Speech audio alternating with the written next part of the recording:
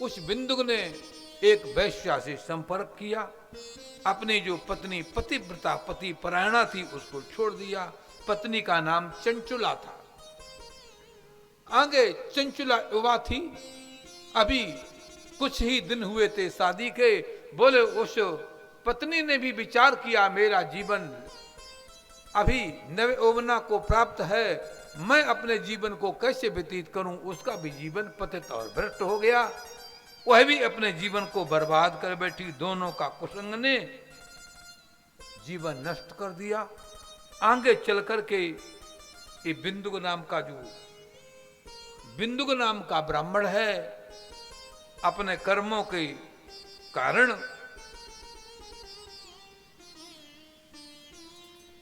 दुष्ट कर्मी जो होता है ना, वो जल्दी मरता है, दुष्कर्मों में प्रवृत्त हो जाता है, जल्दी उसकी मृत्यु हो गई। पत्नी ने विचार किया, चंचला ने विचार किया, मैं क्या करूं। जिस पति के साथ में संपर्क था, जिस जार के साथ में संपर्क था, उसके साथ कुछ अवधि तक वो रही। एक बार वो गोकर्ण में, विवेचन आ रहा है, गोकर्ण में एक बहुत बड़ा मेला लगा। गांव के लोग गए, उनके साथ वही भी गई। उसने जाकर के वहां स्नान किया, गोकर्ण में कुंड में स्नान किया। स्नान करने के बाद भगवान शिव का अभिषेक हो रहा था, अभिषेक किया। वही पास में शिवपुराण की कथा चल रही थी। शिवपुराण की कथा में बड़ा सुंदर विवेचन आ रहा था, कर्म का विवेचन चल रहा था कि जो जैसा कर्म करता है। विवेचन चल रहा था कि देहे पंचत्वमापन्ने और देही कर्मानुगो बसा देहांतरम अनुप्राप्य प्राक्तनम त्यजते बपू। बड़ा सुंदर विवेचन चल रहा था।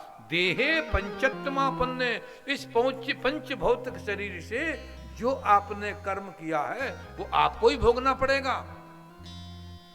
मत सोचो कि शायद किसी को भोगना पड़ेगा। व्याख्या लंबी है, घड़ी की सुई को देखते हुए, समय को देखते हुए मैं संक्षेप करूंगा।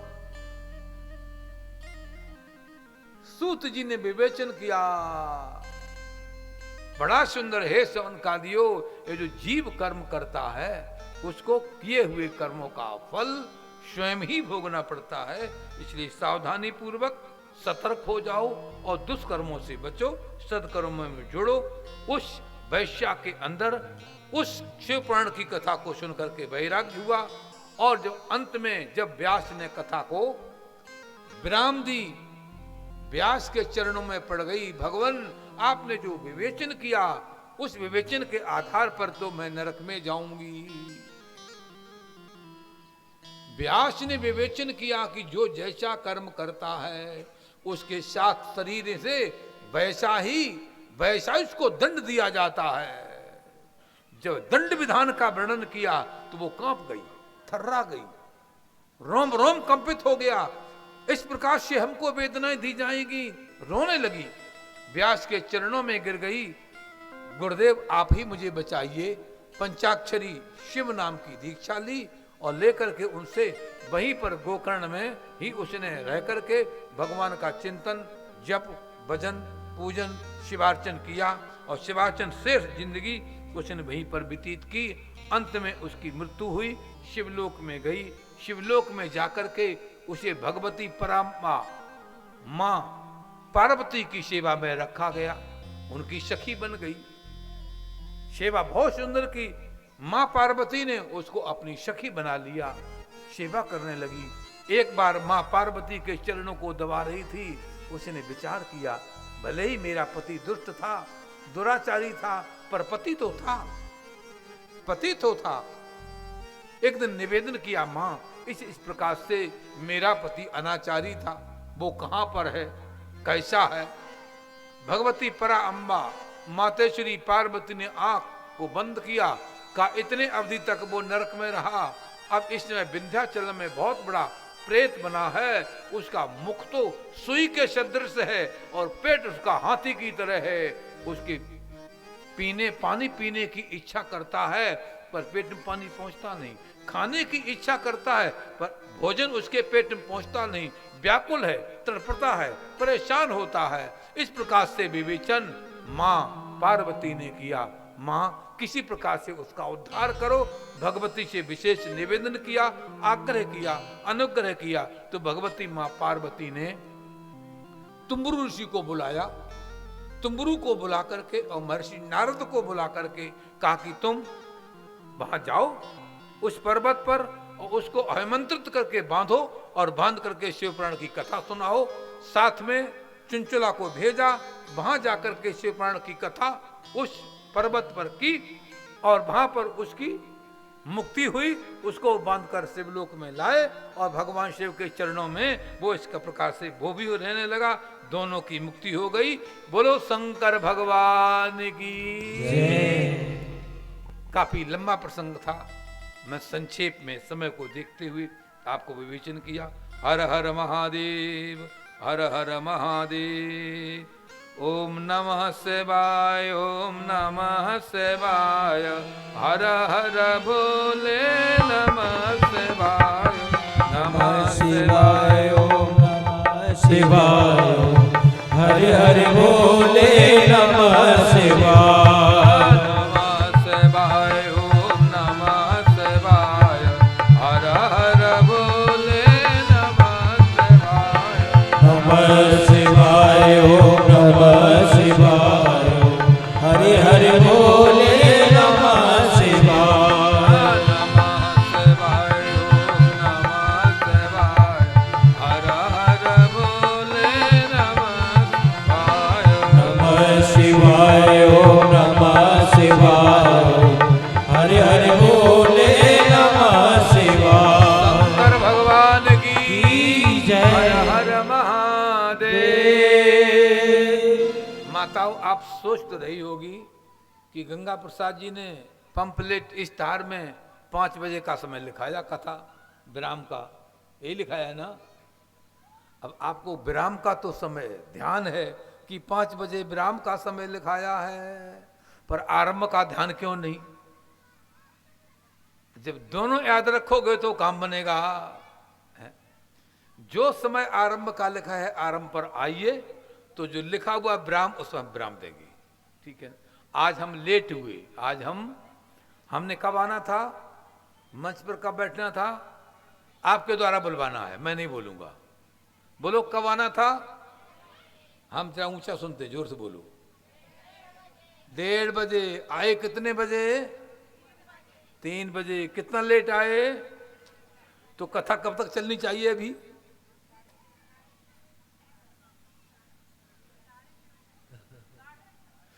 अब 6:30 नहीं, कुल मैं 5-7 मिनट में विराम दूंगा, क्योंकि आपको रोटी पानी देखना है, बहुत काम देखने हैं, इसलिए जल्दी विराम दूंगा। कल से समय पे आओगे, ठीक 5 बजे छोड़ूंगा। ठीक 5 बजे। आज हम विलंब से बैठे तो कथा को मैंने पूरा खींचना था, इसलिए आपका समय ले रहा हूं। 10-15 मिनट की कथा और संक्षेप से कहूंगा। हर हर महादेव। अब आपने किस प्रकार से कथा को सुनना है, यहाँ कैसे बैठना है, किस विधि से रहना है, संक्षेप में 2-4 बातें बताऊंगा। ये माताओं 10-15 मिनट की बात है, बहुत लंबा नहीं। हर हर महादेव। बैठ सको तो बैठ जाओ, नहीं तो कोई बात नहीं। हर हर महादेव, हर हर महादेव।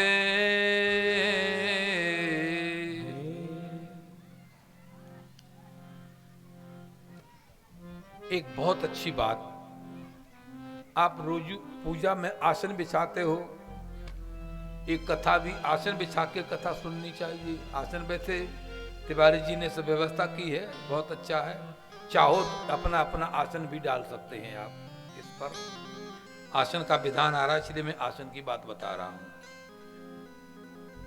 यहां पर बताया जा रहा है, आप कहोगे महाराज आसन क्यों, इतना मोटा गद्दा बिछाया है, उसके नीचे वो एक और भी बिछाया है, फिर भी इतना छोटा आसन होता है, वो उससे ज्यादा महत्व, उसका महत्व है। क्या महत्व है उसका? महत्व है,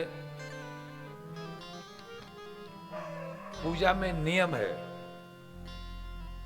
ध्यान में भजन में नियम है कि जब आप पूजा करते हैं, जब आप भद्रा मुद्रा लगाते हो और ऐसे बैठते हो और भगवान का ध्यान करते हो, तो उस समय आप में एक ऊर्जा पैदा होती है।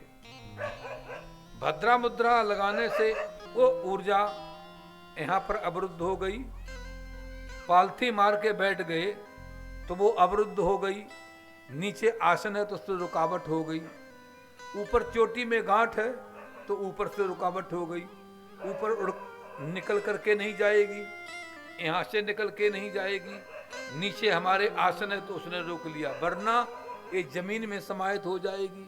ऊर्जा, शक्ति, ताकत, हर चीज का कोई न कोई ताकत होती ना, बल होता है ना, तो इसलिए आसन बताया गया है। यहां लिखा है पृथ्वीत्वा धृता लोका देवी तुम विष्णा धृता तुम च धाराय माम पवित्रम कुरु चासनम।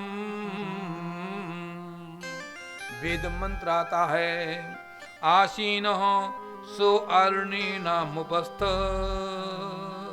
आगे गीता में लिखा है शुचौ देशे प्रतिष्ठाप्य स्तर सुखम आसनम नाथ श्रुतम नाथ नीचम चैला निज कुशोत्तरम। आसन बहुत ऊंचा नहीं, बहुत नीचा नहीं। आसन कैसा हो? सामान्य हो, कम से कम जमीन से इतना ऊंचा। रोज पूजा की बात कह रहा हूं, नित्य घर में पूजा करते हो ना, जमीन से टच हुआ आसन नहीं होना चाहिए। नित्य की पूजा की कह रहा हूं, यहां तो जो व्यवस्था है उसमें सेट हुई। हर हर महादेव। तो इस प्रकार से मतलब संक्षेप कर रहा हूं, आसन के बिना कथा नहीं सुननी है। आसन बिछाओ और आपने 7 दिन तक क्या करना है? भोजन सात्विक करना है। कैसा करना है? हो सके तो फलाहार करो। राजा परीक्षित ने 7 दिन कुछ नहीं खाया था, पानी भी नहीं पिया था। पानी भी आप कहोगे महाराज हमारी तो गोविंदा न मनवा हो जाएगी। आप खाओ पियो, हो सके तो दूध पियो, उससे काम नहीं चलता है तो फलाहार करो, फलाहार से काम नहीं चलता है तो अन्नाहार भी करो। एक टाइम, क्या? एक टाइम रात को जम के भोजन करो, खूब सो। दिन में, और आपको हम तो दिन को भी थोड़ा करेंगे तो आलस से नहीं आए ऐसा भोजन करो, आलस से नहीं आए ऐसा भोजन करो। यहाँ विवेचन आ रहा है, यहाँ कुछ चीजें वर्जित बताई गई हैं खाने में। कालसुनम ग्रजनम चैव पलांडुम कवकानि च एतान जगद्वाद्रो दोहात प्राजापत्येन शुद्धति। लहसुन, प्याज, कवक, इन सब चीजों को नहीं लेना चाहिए। भोजन में 4 दोष होते हैं: स्वाभाविक दोष, निमित्त दोष, आश्रय दोष, सत्व दोष। इन सब से रहित होना चाहिए। 4 गुण होते हैं भोजन के, हैं? बताऊं कि नहीं बताऊं? हर हर महादेव। चाहो तो बता देता हूं। स्वाभाविक दोष, स्वाभाविक दोष का मतलब है कुछ भोजन स्वभाव से दूषित होते हैं। जैसे लहसुन हो गया, प्याज हो गया, मांस हो गया, ये चीजें स्वभाव से दूषित हैं। स्वाभाविक दोष। एक निमित्त दोष होता है, जैसे भोजन में कोई छपकली गिर गई, भोजन खराब हो गया, निमित्त दोष। आश्रय दोष, जूठी थाली परोस दिया, आश्रय गलत था तो वो भोजन भी दूषित माना जाता है। स्वत्व दोष, चौथा स्वत्व दोष आया है, माने हमारी कमाई कैसी है, 2 नंबर की है कि 1 नंबर की है, वो कमाई पे निर्भर करता है, तो वो भी ठीक होना चाहिए। आगे भोजन के 4 गुण है। विवेचना बहुत अच्छी है, क्या करूं, समय जवाब देता है। 4 गुण हैं। सौरस्य, भोजन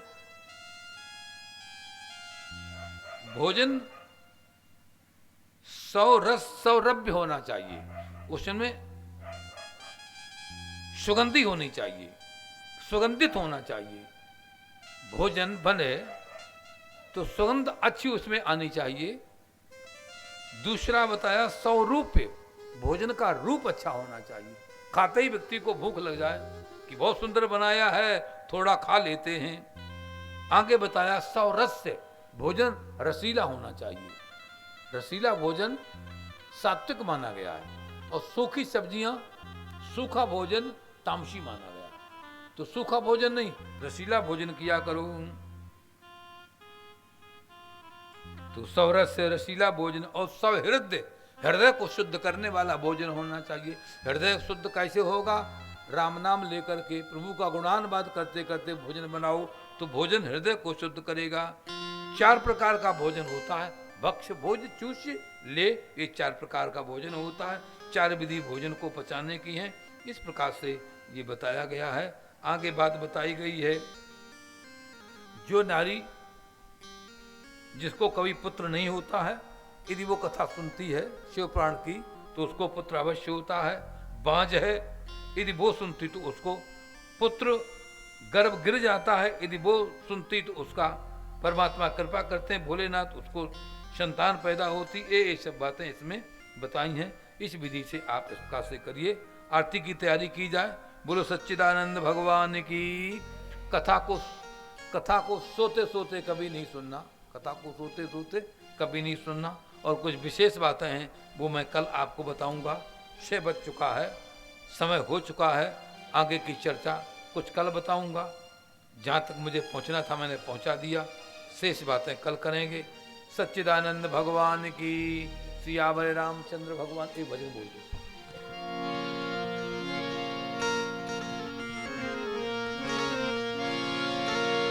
मेरे भोले बाबा आओ, मेरे डमरू वाले आओ, मेरे मकान में तेरा डम डम डमरू बाजे रे सारे जहान में। तेरा डम डम डमरू बाजे रे सारे जहान में। मेरे भोले बाबा आओ, मेरे भोले बाबा आओ, मेरे डमरू वाले आओ, मेरे डमरू वाले आओ, मेरे मकान में, मेरे मकान में तेरा डम डम डमरू बाजे ले सारे जहान में। तेरा डम डम डमरू बाजे ले सारे जहान में। तेरा डम डम डमरू बाजे ले सारे जहान में। तेरा डम डम डमरू बाजे ले सारे जहान में। मेरे भोले बाबा आओ, मेरे भोले बाबा आओ।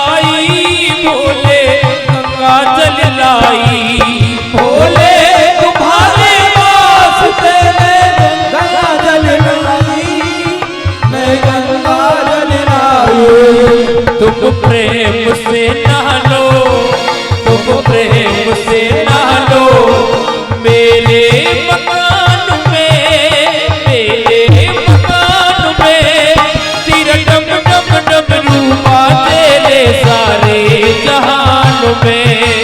तेरा डम डम डमरू बाजे ले सारे जहान में। मेरे भोले बाबा आओ, मेरे भोले बाबा आओ मेरे डमरू वाले आओ मेरे डमरू वाले आओ मेरे मकान में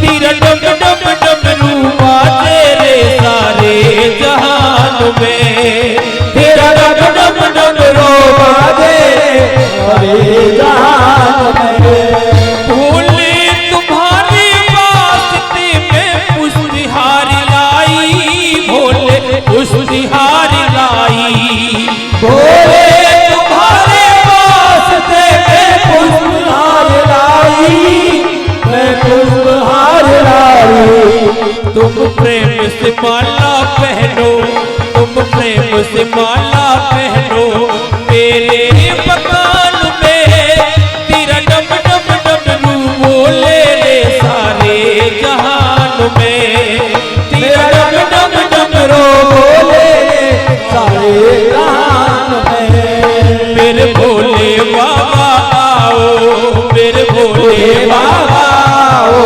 मेरे डमरू वाले आओ मेरे डमरू वाले आओ मेरे मकान में तेरा डम डम डमरू बाजे रे सारे जहान में तेरा डम डम डमरू बाजे रे सारे जहान में भोले तुम्हारे वास्ते में बाघंबर लाई बाबा बाघंबर लाई भोले तुम्हारे वास्ते में बाघंबर लाई मैं बाघंबर लाई बाघंबर प्रेम से पहनो बाघंबर प्रेम से पहनो मेरे मकान में तेरा डम डम डमरू बाजे रे सारे जहान में तेरा डम डम डमरू बाजे रे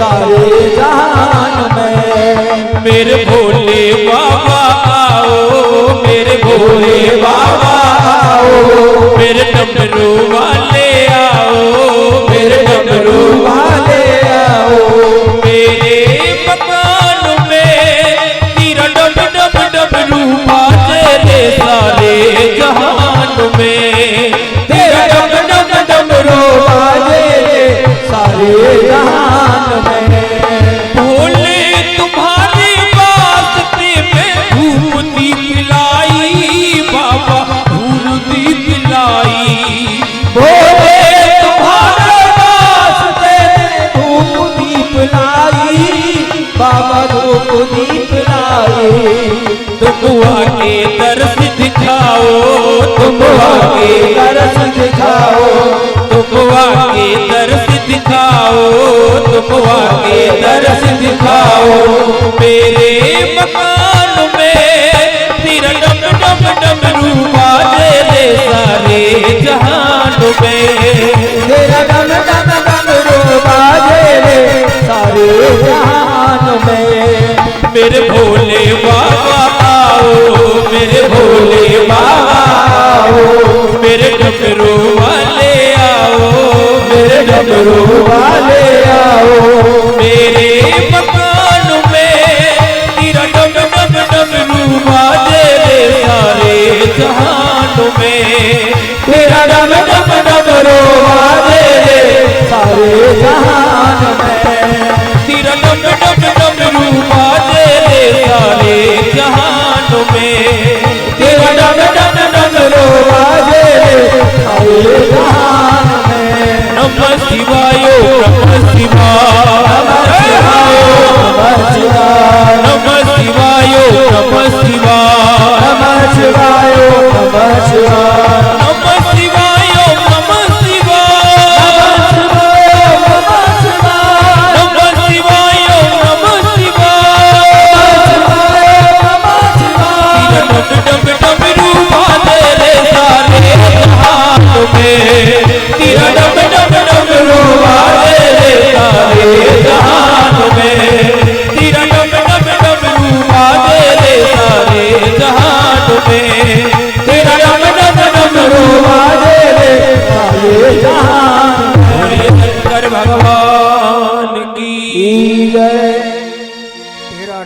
डम डमरू बाजे सारे जहान में।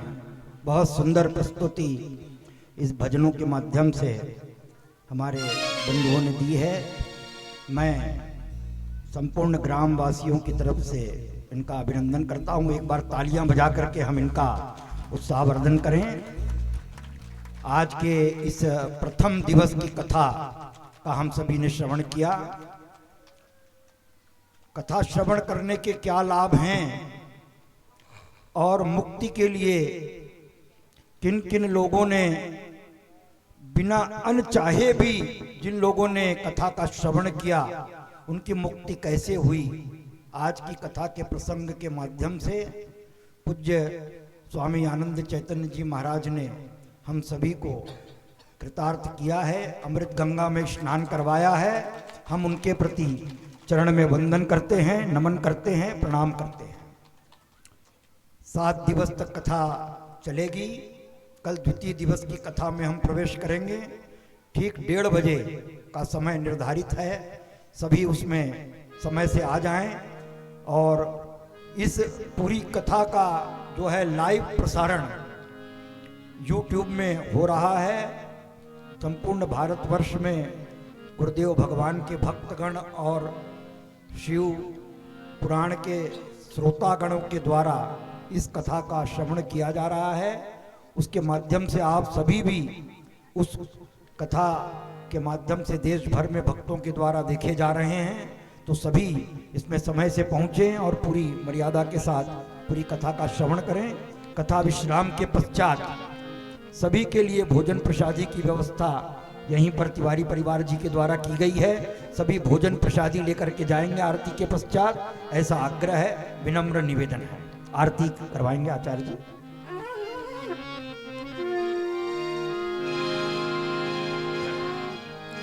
ओम जय शिव ओंकारा प्रभु हरि शिव ओंकारा ब्रह्मा विष्णु सदा शिव ब्रह्मा विष्णु सदा शिव अर्धांगी धारा। ओम जय शिव ओंकारा एकानन चतुरानन पंचाननी राधे पंचानन राधे हंसासन गरुड़ासन हंसासन गरुड़ासन हंसानन करुणासन हंसासन गरुड़ासन सेवाहन साधे। ओम जय शिव ओंकारा दो भुज चार चतुर्भुज दस भुज ते सोहे 10 भुज से सोहे तीनों रूप निरखता तीनों रूप निरखते प्रभु बने जन मोहे। ओम जय शिव ओंकारा अक्षी माला बन माला मुंडी माला धारी बोले मुंडी माला धारी त्रिपुरारी कंसारी त्रिपुरारी कंसारी हरे माला धारी। ओम जय शिव ओंकारा श्वेतांबर पीतांबर बागांबर अंगे भोले बागांबर अंगे सनकादिक ब्रह्मादिक सनकादिक ब्रह्मादिक होतादिक संगे। ओम जय शिव ओंकारा करके मत कमंडल चक्र त्रिशूल धरता भोले चक्र त्रिशूल धरता जग करता जग हरिता जग करता जग हरिता जग पालन करता। ओम शिव ओंकारा शिव जानती अविवेका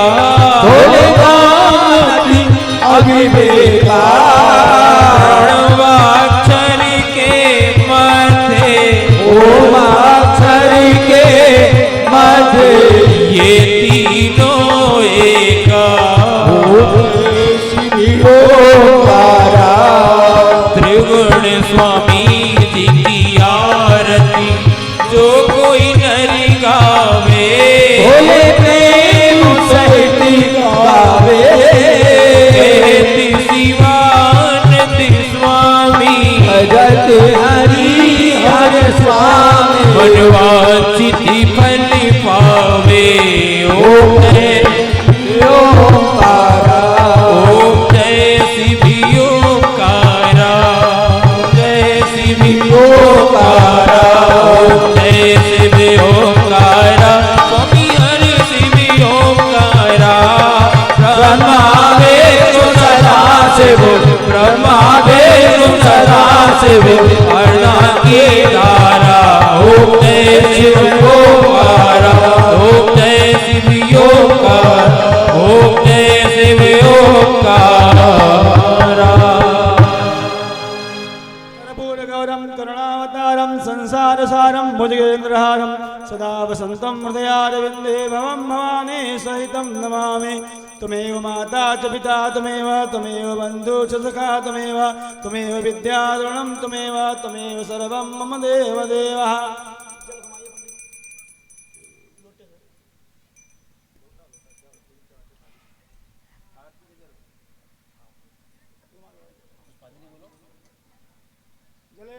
नमस्ते देवाय वंदनम पुष्पांजलि अरे वही थाली डालो पुष्पांजलि कराओ सबको फूल दो दीजिए ऊपर दीजिए इनको दे गंगा प्रसाद को दो सबको दो आगे तो पीछे देखो बच्चा है आगे दिखाना बेटा हरि ओम जगने जगमनंद देवास्तान धर्माण वर्धमान्य सन्नाते हनागम महिमानः सचन्दे त्रिपूर्वे साध्या सन्ति देवाः ओम राजाधिराजाय वृषयसाहिने नमो वयं वै श्रवणाय कुर्महे समेन कामान् कामकामाय मह्यं कामेश्वरो वै श्रवणो दातु कुबेराय वै श्रवणाय महाराजाय नमः ओम विश्वतश्चक्षुत विश्वतो मुखो विश्वतो बाहुरुत विश्वस्पात् सम्बाहुभ्यां धमत संपत्रैर्द्यावा भूमि जनयन्देवेका ओम एकदन्ताय विद्महे वक्रतुण्डाय धीमहि तन्नो दन्ति प्रचोदयात् ओम तत्पुरुषाय विद्महे महादेवाय धीमहि तन्नो रुद्रः प्रचोदयात् ओम नारायणाय विद्महे वासुदेवाय धीमहि तन्नो विष्णु प्रचोदयात् ओम महालक्ष्मी च विद्महे विष्णुपत्नी च धीमहि तन्नो लक्ष्मी प्रचोदयात् सेवन्दिकावकुलचम्पकपाटलाब्धे पुन्नागजाति करवीररसालपुष्पै बिल्लप्रवाल तुलसीदलमञ्जरी त्वां पूजयामि जगदीश्वर मे प्रसीद नानासुगन्धपुष्पाणि यथा कालोद्भवानि च पुष्पाञ्जलिर्मया दत्तं गृहाणां परमेश्वर मन्त्रपुष्पाञ्जलिं समर्पयामि। बोल शिव महापुराण की व्यास भगवान की शंकर भगवान की उमापति महादेव की पौष हनुमान की गंगा मैया की गौ माता की सत्य सनातन धर्म की अधर्म का प्राणियों में विश्व का हर हर महादेव हर हर महादेव हर हर महादेव।